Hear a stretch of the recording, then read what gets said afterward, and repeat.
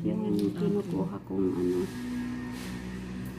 Ayan guys, ang ganda ng ano nila. Ayan ang kwintas ko, pinalalagyan ko ng lock. Medyo malaki. Ayan ang kanilang ano, mamimili ka kung ano ang gusto mo.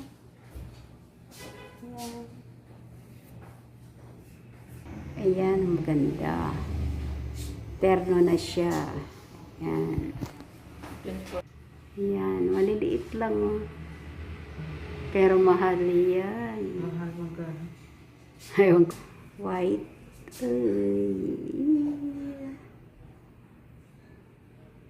Maganda dito sa kanila kasi pwede nyo ka mag-lay away. Lay away. So, ayan guys. Ano na, Ses? Alin na napili mo? Ikaw nga ako. Ang ganda ng cross, oh, ang laki. Ha?